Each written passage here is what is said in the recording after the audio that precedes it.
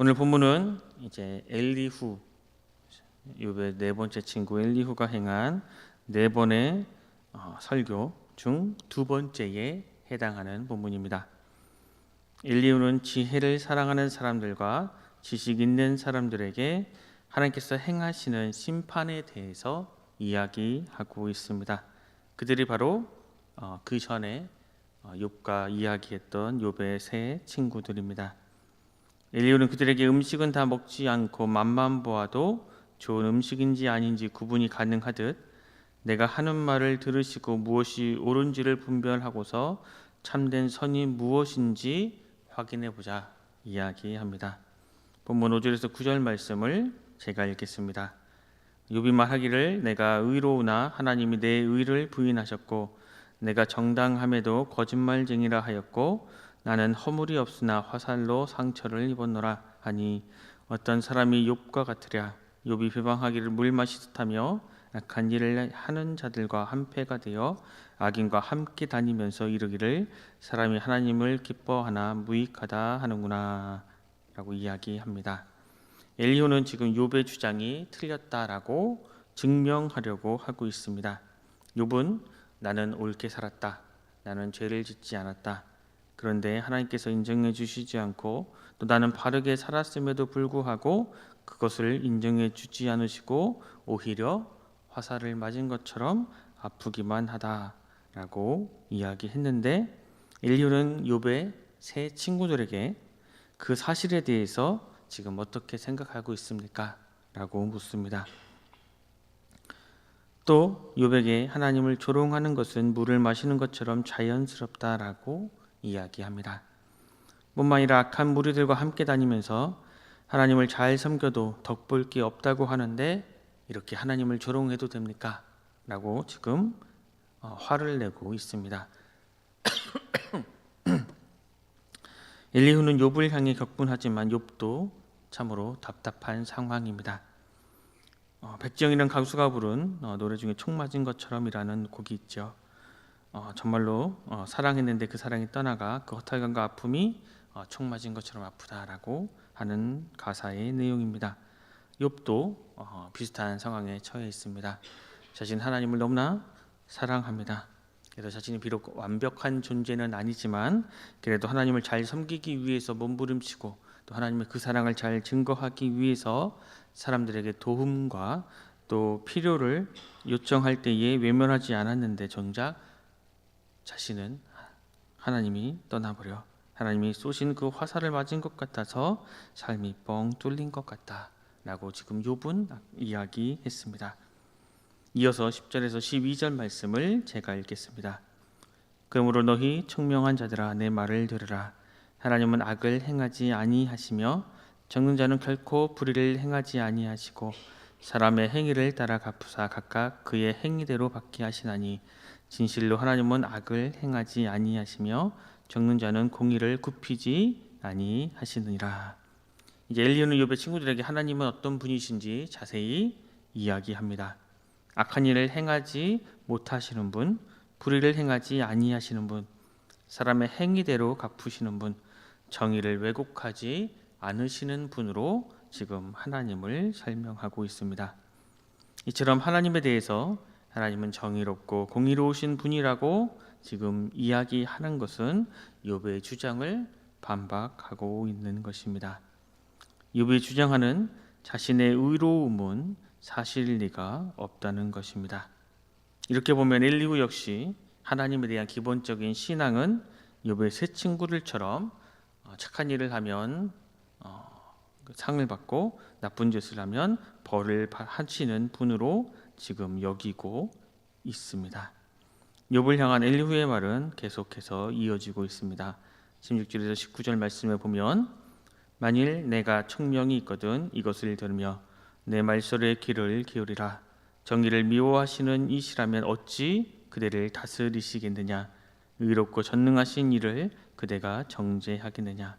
그는 왕에게라도 무용지물이라 하시며 지도자들에게라도 악하다 하시며 고관을 외모로 대하지 아니하시며 가난한 자들 앞에서 부자의 낯을 세워주지 아니하시나니 이는 그들이 다 그의 손으로 지으신 바가 됨이라 라고 이야기합니다. 이것을 조금 쉽게 풀어서 이야기하면 욥아, 아직까지도 의로우신 하나님을 비난하고 있니?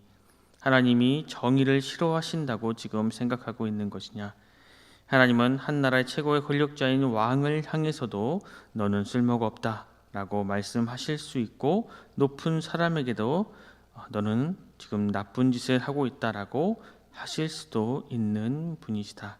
그리고 하나님은 부자와 가난한 사람들을 동등하게 대하는 분이시다 라고 지금 이야기하고 있는 것입니다. 하나님의 심판이 공의로움을 이렇게 말하고 있습니다. 즉 하나님의 심판에는 지희 고하의 차별이 없고 유전무죄, 무전유죄와 같은 일도 없다고 지금 엘리후는 이야기하고 있습니다. 또한 모든 것을 알고 계시는 하나님의 심판이 어떠한지를 또 이렇게 이야기합니다.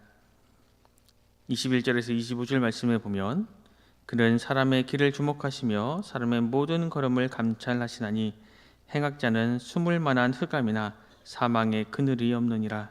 하나님은 사람을 심판하시기에 오래 생각하실 것이 없으시니 세력 있는 자를 조사할 것 없이 꺾으시고 다른 사람을 세워 그를 대신하게 하시느니라. 그러므로 그는 그들의 행위를 하시고 그들을 밤사이에 뒤집어 엎어 흩으시는도다. 하나님께서는 사람이 가는 길과 걸음을 보시는 분이시기에 아무것도 숨길 수가 없다 이야기합니다. 만약 하나님께 우리의 걸음걸음, 우리의 행동들을 숨길 수 있다면 그분은 하나님이 아니시다 이야기합니다. 하나님 앞에 감추어질 수 있는 것이 없기 때문에 하나님께서 심판을 행하실 때 오래 생각하실 필요도 없다 이야기합니다. 우리는 우리의 이웃들, 우리의 사람들, 우리 주변의 사람들을 잘 알지 못합니다. 아무리 오래 알고 지내는 것 같아 보일지라도 그 사람을 잘 모를 때가 많이 있습니다. 하지만 하나님은 우리를 너무나 잘 알고 계십니다. 하나님 우리를 창조하신 분이시기 때문입니다. 엘리후는 하나님께서 욥의 행동거지를 주목하시고 욥의 삶을 하시고 그의 재산과 자녀와 건강에 대해서 하룻밤 사이에 뒤집으셨다라고 생각했을 것입니다. 지금 욥은 나는 잘못한 것이 없다, 나는 절대 잘못한 것이 없다라고 이야기하고 있지만 모든 것을 아시는 하나님께서 너의 죄를 아시고 너의 잘못을 아시고 지금 너에게 벌을 내리고 있을 것이다 라고 이야기하고 있는 것입니다. 물론 그것은 엘리후 개인의 생각이지 하나님의 마음, 하나님의 생각은 아니었습니다. 이어서 29절 30절에 이렇게 또 이야기합니다. 주께서 침묵하신다고 누가 그를 정죄하며 그가 얼굴을 가리신다면 누가 그를 배울 수 있으랴. 그는 민족에게나 인류에게나 동일하시니 이는 경건하지 못한 자가 권세를 잡아 백성을 옮아매지 못하게 하려 하심이라. 인간은 하나님께서 입을 닫으신다고 침묵한다고 해서 하나님을 비방하거나 시비를 걸 수 없고, 또한 경건하지 못한 사람을 왕으로 세워서 고집이 세고 마음이 비뚤어진 백성을 다스린다고 해도 하나님께 항의할 수 없다라고 이야기합니다. 이 세상은 하나님께서 당신의 뜻대로 움직이고 계십니다. 옛날에 수수께끼 가운데 엿장수는 가위질을 몇 번 하는가 하는 것이 있었습니다. 그 정답은 엿장수 마음대로입니다. 이 세상 어떻게 움직입니까? 이야기하면 하나님 마음대로 움직입니다 라고 이야기할 수 있을 것입니다. 하지만 엿장수가 엿을 팔긴 하지만 엿장수가 엿을 만들지는 않습니다. 게다가 엿을 언제 어디에 누구에게 팔아야 그것을 잘 팔 수 있을지 알지 못하기 때문에 끊임없이 가위질을 합니다. 그래서 엿이 다 팔릴 때까지 엿장수는 가위질을 합니다. 하지만 하나님은 이 세상을 창조하신 분이십니다. 게다가 이 세상이 어떻게 다스려야 하는지, 누가 다스려야 하는지 모두 다 아시는 분이시기 때문입니다. 엘리후의 이 말은 하나님께서 당장은 아니어도 심판하셔야 할 것은 반드시 심판하시는 분이기 때문에 이제 욥에게 더 큰 죄를 짓지 말고 그래서 더 큰 벌을 받기 전에 빨리 회개하라 이야기하고 있는 것입니다. 엘리야는 이렇게 두 번째 말을 통해 하나님의 심판하는 분이심을 강조하고 있습니다. 엘리야는 하나님은 완전히 의로우신 분이시기 때문에 불의가 없으시고 전능자이시기에 실수가 없으신 분이라 하나님의 심판도 온전하다 이야기합니다. 그래서 하나님의 심판이 사사로울 수 없고 불확실할 수도 없고 또 사람에 대해서 완벽하게 알고 계시기에 모르고 심판하시는 일은 더더욱 없고 하나님의 심판은 지체가 되는 것 같아도 꼭 하신다라고 이야기하고 있습니다. 굉장히 강한 어조로 욥에게 이제 너의 불의를 버리고 돌아오라 강조하고 있습니다. 오늘의 이 말씀을 엘리후의 편에 서서 이야기하자면 하나님의 심판은 정말로 엄격하게 이루어질 것이고 그리고 반드시 이루어질 것인데 자신의 친척 이 욥이 끝까지 강팍한 마음을 굽히지 아니하다가 나는 죄가 없고 나는 의롭다라는 그 마음을 굽히지 않다가 하나님의 심판으로 죽임을 당하지 않았으면 좋겠다라는 엘리후의 마음이었을 것입니다. 하지만 그것은 전적으로 엘리후만의 생각이었습니다. 욥은 정말로 지금 자신이 겪어온 이 과정이 이해가 되지 않기에 하나님께서 무슨 말씀이라도 한 말씀이라도 하시면 좋겠다라고 생각하고 있습니다. 엘리후의 의도가 긍정적이었던지 혹 부정적인 것이었던지 욥에게 엘리후의 이 말은 너무나 큰 상처가 되고 비수와도 같은 말이었습니다.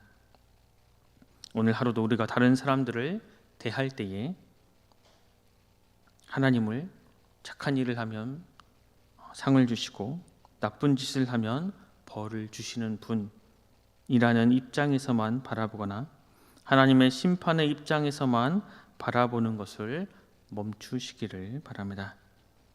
하나님께서 마음과 뜻과 정성을 다해 우리에게 허락하신 우리의 가정, 우리의 일터, 우리의 삶의 자리에서 나를 부인하고 내 십자가를 짊으로 다른 분석을 하지 않고 품는 하나님의 자녀가 되시기를 바랍니다. 그때에 우리는 하나님께서 나를 통해 다른 사람들을 세우시고 또 나를 통해 하나님의 사랑이 전파되며 나를 통해 하나님의 은혜가 또 전파되며 나를 통해 하나님의 나라가 세워져 가는 역사를 이루어 가실 것입니다. 오늘을 비롯해 한평생 이렇게 하나님의 뜻대로 또 하나님의 인도하심으로 또 묵묵히 한 걸음 한 걸음 또 믿음의 길을 걸어가시는 우리 모두가 될 수 있기를 또 간절히 소망합니다. 기도하겠습니다. 하나님, 오늘도 우리에게 새로운 한 날을 주시고 주님 말씀을 듣고 묵상하며 또 하루를 시작하게 하시니 감사합니다. 주님, 오늘 또 본문의 말씀을 들었습니다. 하나님은 완전히 의로우신 분이시기에 불의가 없고 완전한 빛이시기에 어두움이 없으십니다. 또 전능자 하나님의 심판도 온전하고 확실하여 스스로의 능력으로는 거기에서 벗어날 수 있는 사람은 아무도 없다는 것을 또 깨닫습니다.